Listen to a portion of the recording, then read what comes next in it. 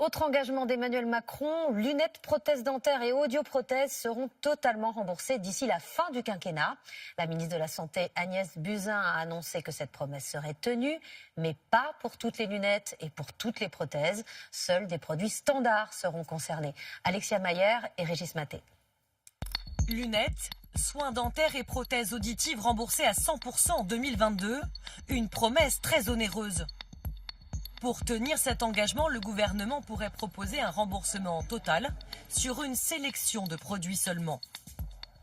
Alors, quel type de produit permettrait un remboursement à 100%? Il pourrait s'agir de modèles d'entrée de gamme uniquement. Je pense que ça ne sera pas des lunettes de marque, ça sera des lunettes basiques, mais qui sont quand même d'un style joli.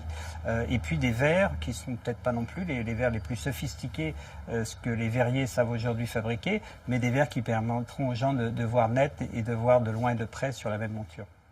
Actuellement, plus de 8% des dépenses de santé sont prises en charge par les patients. Pour les lunettes, le reste à charge est de 22%, 23% pour les soins dentaires. Et la facture grimpe pour les audioprothèses.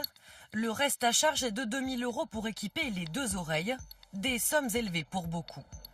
Une paire de lunettes, ça me coûte entre 5 et 700 €. De votre approche combien 60%.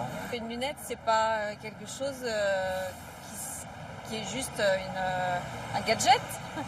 Le but, c'est de payer le moins possible. Donc plus le remboursement est important, mieux c'est. Alors comment financer cette mesure?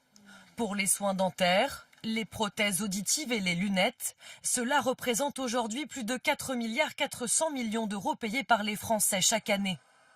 Une des pistes envisagées, une meilleure prise en charge des mutuelles. Les mutuelles, ce sont les Français qui les paient. Et quand on augmente les dépenses des mutuelles, on augmente les dépenses des Français. Pour mettre sur pied ce système sélectif du 100% remboursé, la ministre de la Santé devrait organiser une concertation avec les acteurs du secteur.